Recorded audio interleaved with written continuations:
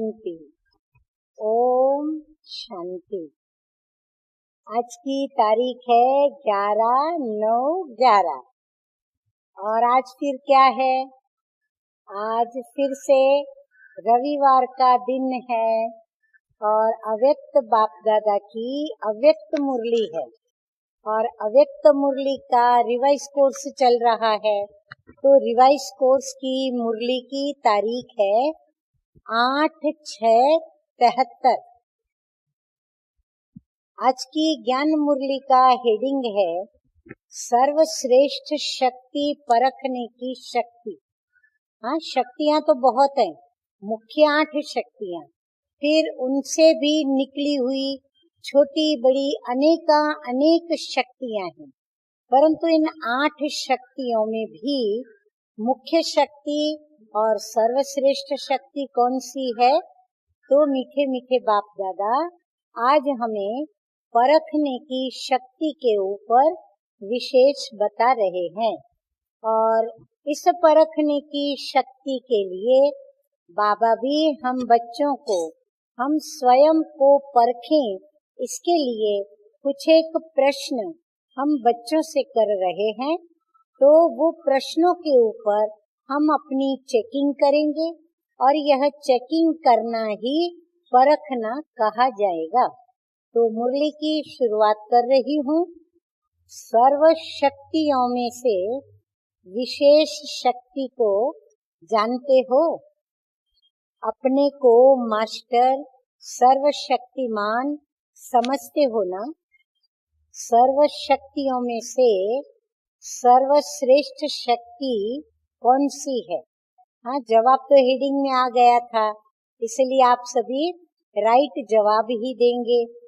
जैसे पढ़ाई में अनेक सब्जेक्ट्स होते हैं, लेकिन उनमें से भी एक विशेष होता है, वैसे ही सर्व शक्तियाँ आवश्यक तो हैं, लेकिन इन शक्तियों में से भी सभी से श्रेष्ठ शक्ति कौन सी है जो आवश्यक है और जिसके बिगर महारथी व महावीर बनना मुश्किल है? हाँ, पहले उनके अंदर वो शक्ति चाहिए। है तो सभी आवश्यक, एक का दूसरे से संबंध है, हर एक शक्ति का एक दो से संबंध है। अगर ये शक्ति है तो वो शक्ति चाहिए, अगर वो शक्ति है तो वो शक्ति चाहिए। ऐसे हर एक शक्तियाँ एक दो के बिगर अधूरी हैं, परंतु फिर भी उसमें भी विशेषता तो हर एक के अंदर अपनी अपनी है।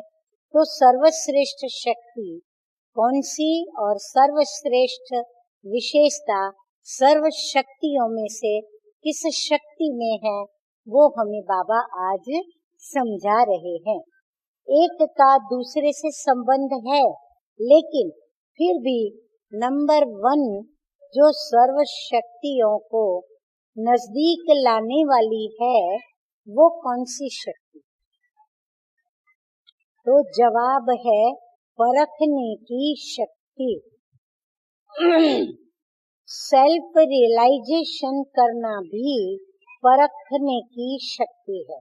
सेल्फ रियलाइजेशन का अर्थ ही है अपने आप को परखना व स्वयं को जानना। पहले बाप को परखेंगे, तब जानेंगे और तब पहचान सकेंगे, और जब पहचानेंगे तब बाप के समीप व समान बन सकेंगे। तो कितनी गहरी बातें बाबा ने बता दी। परखने की शक्ति है नंबर 1। परखना, जिसको कॉमन शब्दों में पहचान कहते हैं। तो पहले हम ज्ञान सुनते हैं, ज्ञान सुना माना हमने जाना, फिर जो जाना उसको हमें पहचानना पड़ता है, अर्थात रियलाइज करना पड़ता है। और जब रियलाइज करते हैं तो हम समीप आते हैं, और जब समीप आते हैं तो मीठे मीठे बाबा कहते हैं तुम बाप के समान बन जाते हो। तो पहले पहले ज्ञान का आधार ही है बाप को पहचानना। जाना तो सही, वो तो हमारा हुआ बौद्धिक स्तर से ज्ञान को सुन करके समझना, परंतु पहचानना अर्थात दिल से महसूस करना, आत्मा अंदर से महसूस करे, रियलाइज करे। तो पहचानना अर्थात परखना कि ये बात बाप का कर्तव्य चल रहा है। पहले परखने की शक्ति आवश्यक है। परखने की शक्ति को नॉलेजफुल की स्टेज कहते हैं। तो यदि नॉलेजफुल का टाइटल हमें धारण करना है तो हमें परखने की शक्ति को पावरफुल बनाना है। अच्छा, अब ये दूसरी मुरली है और दूसरी मुरली भी अव्यक्त बाप दादा की है और अव्यक्त बाप दादा की रिवाइज कोर्स की मुरली है 13/6/73। मुरली की शुरुआत और मुरली का आज का हेडिंग है रूहानी योद्धा।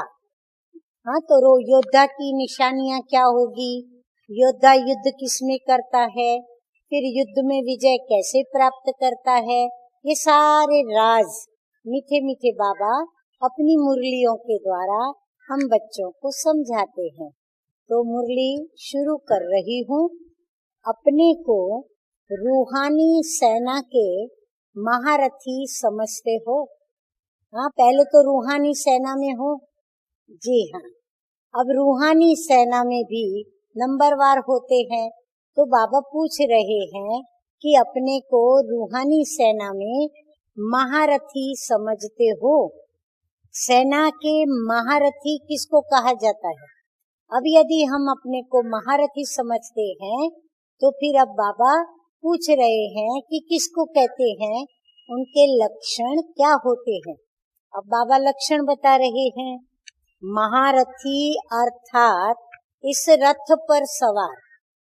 हाँ, वो सेना में योद्धे होते हैं तो कई योद्धे जमीन पर ही लड़ते हैं, कई योद्धे घोड़े पर बैठ के लड़ते हैं, कई योद्धे हाथी पर बैठ के लड़ते हैं, कई योद्धे हाँ जो महारथी होते हैं वो फिर क्या करते हैं, रथ में बैठे हुए होते हैं और रथ में बैठ करके युद्ध करते हैं।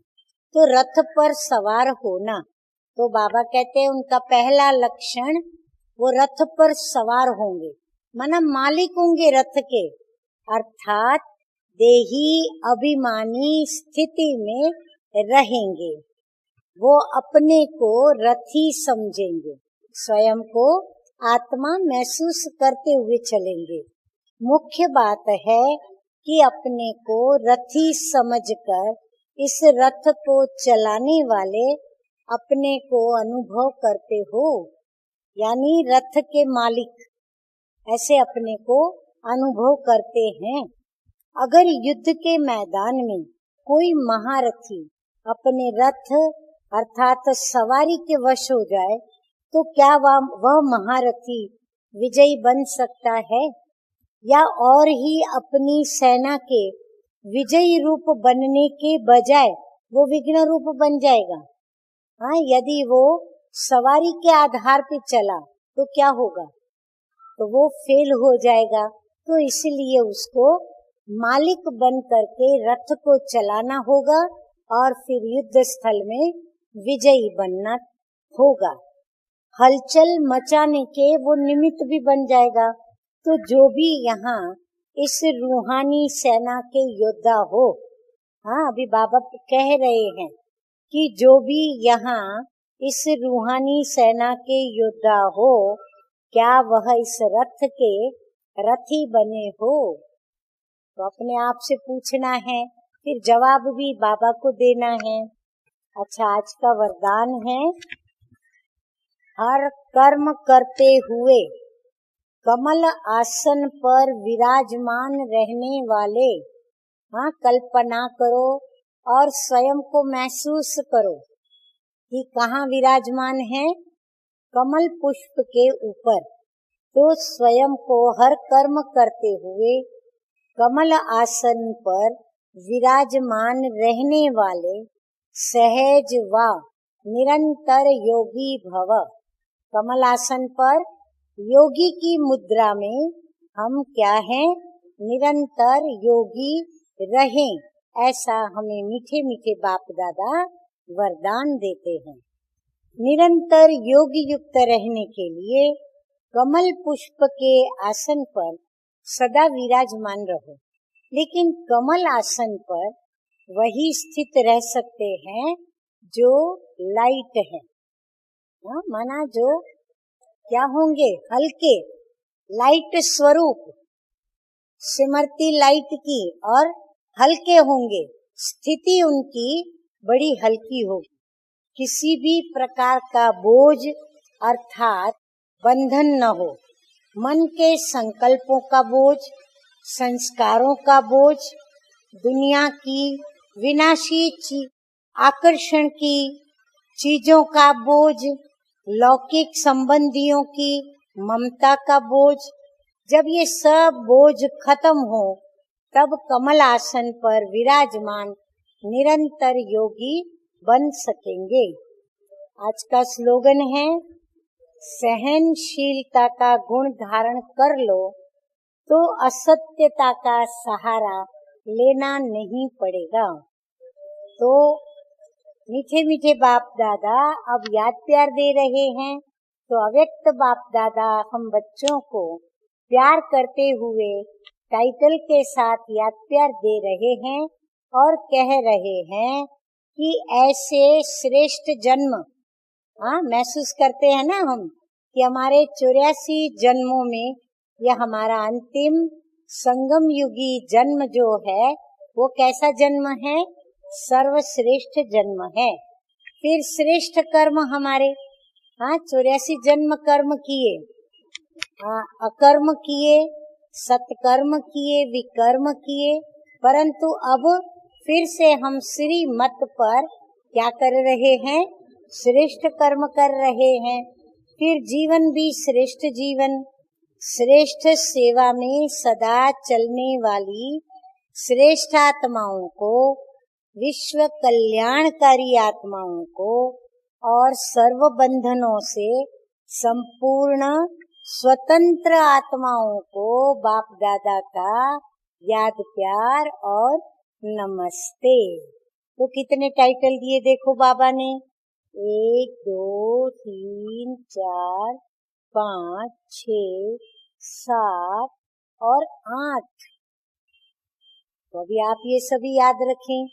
अच्छा, तो रूहानी बच्चों का रूहानी बाप दादा को याद प्यार, गुड मॉर्निंग और नमस्ते नमस्ते। ओम शांति, ओम शांति।